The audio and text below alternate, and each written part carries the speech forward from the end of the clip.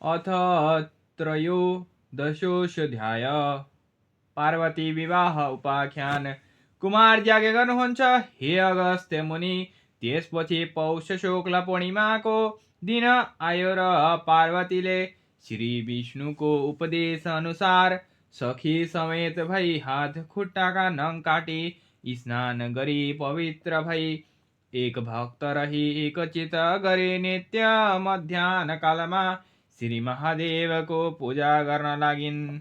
महिना दिन पुरा भयो र माघ शुक्ल पूर्णिमाको दिन सम्पूर्ण सामग्री तयार गरी श्री स्वस्थानी परमेश्वरीको विधिपूर्वक पूजा ध्यान जप र स्तोत्र पाठ गरिन्।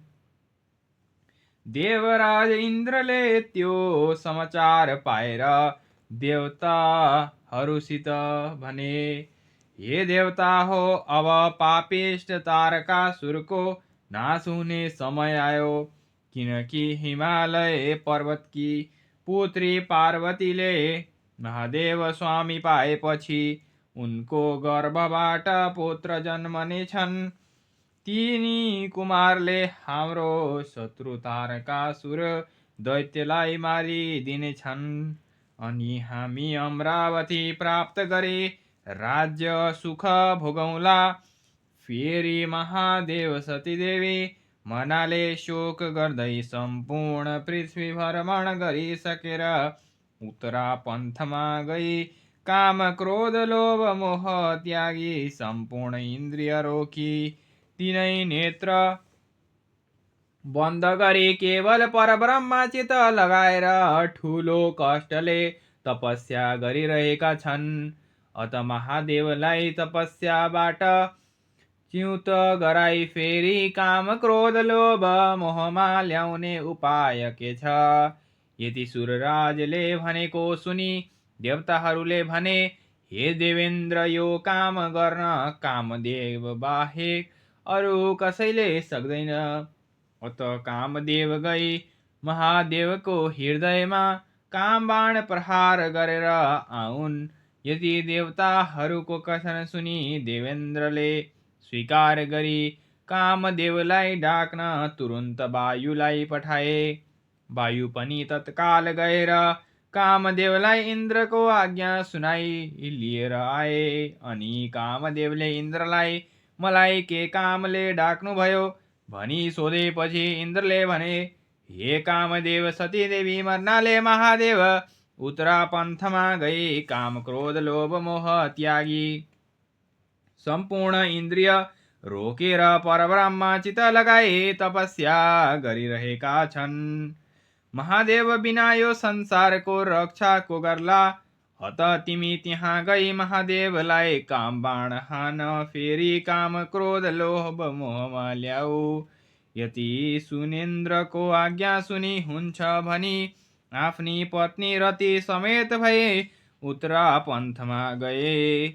हे अगस्त्य मुनि, कामदेव त्यहाँ पुगेर पहिले शिवलाई साष्टाङ्ग दण्डवत गरे। सुरराजको आज्ञाले कामबाण कानसम्म खैची मर्मस्थान ताकेर प्रहार गरे। अनि महादेवले थाहा पाएर क्रोधित भई सहसा आँखा उगारेर हेर्न साथ तिनै नेत्रबाट अग्निका ज्वाला निस्के कामदेवलाई भस्म पारिदियो। तब कामदेवकी स्त्री रतिले आफ्ना स्वामी भस्म भएको देखि अनेक प्रकारले शोक गर्दै शिवजीका पाउमा परेर बिन्ती गरिन्, हे प्रभु, यो अपराध मेरा स्वामीको होइन। देवराजको आज्ञाले हजुरको हृदयमा कामबाण प्रहार गरेको हो। हे जगदीश्वर, मदेखि प्रसन्न भई स्वामी दान दिनुहोस्। हे शम्भो, हजुर दुष्ट जनको संहार र साधु जनको रक्षा गर्ने यस्ता हजुरलाई कोटि कोटि नमस्कार। हजुरको स्तुति गर्न शेषनाग र सरस्वतीले पनि सक्दैनन् भने म जस्तीले कसरी सक्ने छु? हे भक्तवत्सल, मलाई विद्वान तुल्याई मेरा स्वामीको जीवन दान दिएर मलाई सन्तुष्ट पार्नुहोस्। रतिले त्यसरी स्तुति गरेको सुनि महादेवलाई दया लाग्यो र आज्ञा गर्नुभयो। हे रति, यस जन्ममा अब तिमी स्वामी पाउन सक्दिनौ। द्वापर युगको अन्त्यमा विष्णु भगवानले अवतार लिनेछन्। तिम्रो स्वामी तिनै कृष्णका पुत्र प्रद्युम्न भएर जन्म लिनेछन् अनि तिमी दुवैको भेट होला। अहिले दुःख नमानी घर जाऊ। महादेवले यति आज्ञा भएको सुनि रतिले जो आज्ञा भनी शिवलाई दण्डवत प्रणाम गरी घर फिरिन्। त्यसपछि महादेवले सती देवीलाई सम्झी कहाँ जन्म लिन गइन् भनी ध्यान दृष्टिले विचार गर्दा हिमालय पर्वतकी पुत्री पार्वती भएर जन्मी।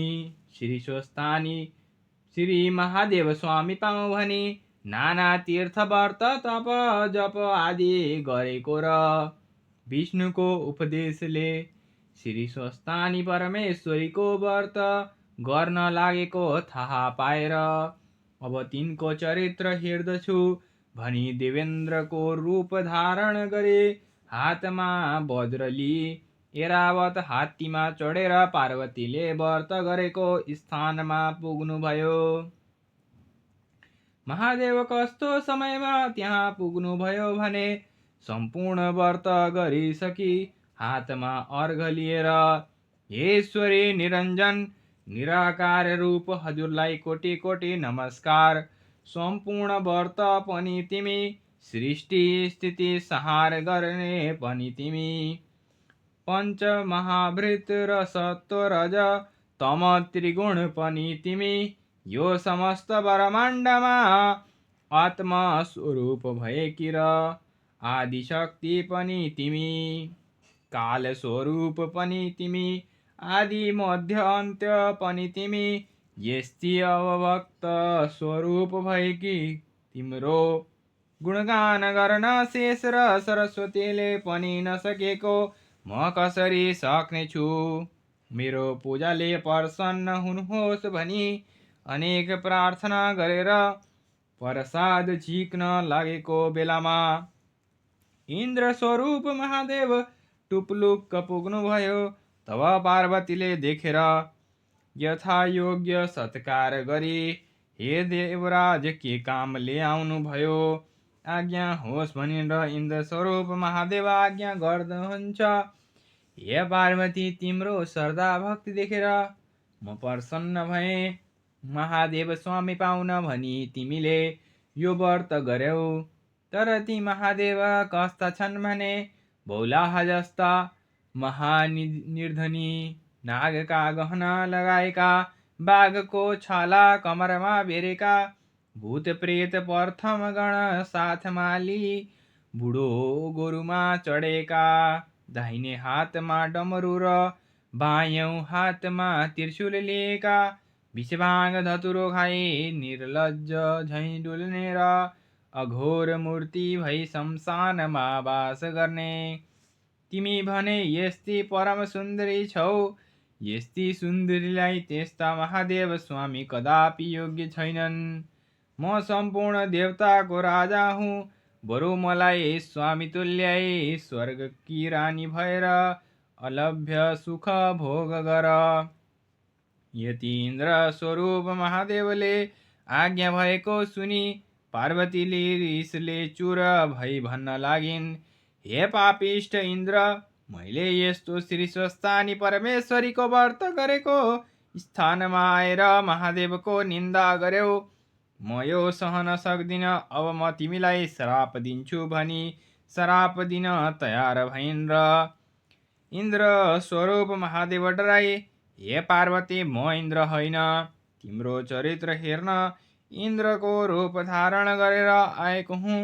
धन्य तिम्रो भक्ति, तिम्रो तपस्याले म सन्तुष्ट भएँ भनी आफ्नो ज्योति स्वरूपको दर्शन दिनुभयो र पार्वतीले महादेवको दर्शन पाएर मनमा आनन्द मानी साष्टाङ्ग प्रणाम गरिन् नि हे जगदीश्वर, मैले अनेक व्रत दान यज्ञ जप तप गरेँ तैपनि हजुरको दर्शन पाइन। आज वैकुण्ठनाथ विष्णुको उपदेशले गरेको श्री स्वस्थानी परमेश्वरीको व्रतको प्रभावले हजुरको दर्शन पाएँ। अब स्वस्थानी परमेश्वरीको प्रसाद दिन कन्यादान भएको छैन, कसो गरौँ भनी बिन्ती गरिन्। अनि महादेव प्रसन्न भई पार्वती कन्यादान लिन हिमालय पर्वतका घर जानुभयो। हिमालय पर्वतले महादेव आउनु भएको देखि आफ्नी पुत्रीले महादेव स्वामी पाउन लागि भनी बडो हर्ष मानी आफ्नी स्त्री मेनकासित भने, हे स्त्री, हामी धन्य रहेछौँ, पार्वती कन्यादान लिन स्वयं महादेव आउनुभयो। अब कन्यादानको सामग्री तयार पार भनी हराए अनि वशिष्ठ आदि ऋषि ज्योतिषीहरूलाई डाकी लग्न विचार गरेर अक्षय तृतीयाको दिन लग्न ठहराई सम्पूर्ण देवता ऋषि यक्ष गन्धर्व किन्नर दैत्य नाग अप्सरा उपस्थित भई यज्ञमा बसे। ब्रह्माजी यज्ञ गराउन लागे, अन्य ब्राह्मणहरू वेद पाठ गर्न लागेर अप्सराहरू नाचगानमा लागे। देवकन्या, यक्षकन्या, नागकन्या, दैत्यकन्या आदि नाना वस्त्र अलङ्कार पहिरे ऊभन्दा उराम्री बनी पार्वती कन्यादान दिएको हेर्न लागेको थिए। हिमालयकी पत्नी मेनकाले पनि पार्वतीलाई सुगन्ध लेपन गराई हीरा मोती मणि मणिक्य आदि रत्न जडेका गहना र वस्त्र अलङ्कार पहिराई सिंगारी राखेकी थिइन्। त्यस वक्त पार्वती भन्दा राम्रो तिनै लोकमा कोही पनि देखिएनन् र मङ्गल गीत गरे हातमा ज्योतिल कुशली। हिमालयले पार्वतीको हात समाती, मेनकाले सुवर्णको कमण्डलुले जलको धारा दिई कन्यादानको सङ्कल्प पढ्दा हिमालयले सोधे, हे ईश्वर, यो शुभ लग्नमा म आफ्नी पुत्री कन्यादान दिन तयार छु। हजुरको गोत्र के हो? बिना गोत्रले गरेको काम अधुरो हुन्छ र शुभ कर्मको फल पनि प्राप्त हुँदैन भनी शास्त्रहरूको कथन छ। हिमालयको त्यस्तो वचन सुनि महादेवले केही पनि उत्तर दिन नसकी लाज मानी अघोर मुख हेरिरहे। हिमालयले पनि पार्वतीको हात समाती महादेवको मुखमा हेरिरहे। विष्णु प्रवृत्ति समस्त देवता यक्ष किन्नर गन्धर्व दैत्य नाग आदि कसैले पनि यो त्यसै हो भन्न सक्दैनन्। त्यसै मौकामा नारद मुनि सतीदेवीका हाडको यन्त्र बनाई शिव गीत गाउँदै हिमालय कहाँ आइपुगे र सबै कुरा सुनेपछि भने, हे गिरिराज, जो सम्पूर्ण ब्रह्माण्डको सृष्टि स्थिति संहार गर्दछन्, जो अहिले एउटै छन् तपनि आफ्नो मायाले ब्रह्मा विष्णु महेश तीन रूपका बन्दछन्। आदि पुरुष यिनै हुन्, यिनका माता पिता पनि छैनन्, जात पनि छैन र गोत्र पनि छैन। सर्वव्यापी पनि यिनै, 33 कोटी देवताका माता पिता पनि यिनै। फेरि 14 भुवनमा भएका समस्त जीवात्माका हृदयमा बसेर पाप पुण्यको साक्षी भइरहेका पनि यिनै। निरञ्जन निराकार पनि यिनै। यस्ता ईश्वरको महिमा वर्णन गर्न हजार जिब्रा भएका शेषनाग र सरस्वतीले पनि नसकेको म कसरी सकुला? अत शङ्का नमानी जगदीश्वर महादेवलाई पार्वती कन्यादान देऊ। नारद मुनिले यति भनेको सुनि सम्पूर्ण देवता यक्ष गन्धर्व किन्नर नाग आदिले नारद मुनिले सत्य भने भन्दै समर्थन गरे। अनि हिमालयले महादेवलाई पार्वती कन्यादान दिए। पार्वतीले महादेवको गलामा फूलको माला पहिराइन् र 3 पल्ट प्रदक्षिणा गरी पाउमा ढोगिदिन्। हिमालयले पनि आएका जति समस्त देवता यक्ष गन्धर्व किन्नर दैत्य नाग आदिलाई भोजन गराए यथा योग्य दक्षिणा दिएर। त्यसपछि सबैले हिमालयसित भने, हे हिमालय, तिमी धन्य रहेछौ। तिमी झैं भाग्यमानी सप्तद्वीप नवखण्डमा पनि हुन दुर्लभ छ। तिमीले संसारमा जन्म लिएको सफल भयो, किनभने जुन जगदीश्वर महादेवलाई कठोर तपस्याले पनि दर्शन गर्न पाउनन्, उनैलाई ज्वाइँ रूपमा पायौ हामी कृतार्थ भयौं। अब बिदा पाए आफ्ना आफ्ना आश्रममा जाने थियौं। निमन्त्रणामा आएका सबैले यति भनेपछि हिमालयले आदरपूर्वक सबैलाई बिदा दिएर सबै आफ्ना आफ्ना आश्रममा जाँदा भए। इति श्री स्कन्द पुराणे केदारखण्डे माघमात्म्ये कुमार अगस्त्य संवादे श्रीशस्तानि परमेश्वराय व्रतकथार्य पार्वती विवाह वर्णन नाम त्रयोदशोऽध्याय।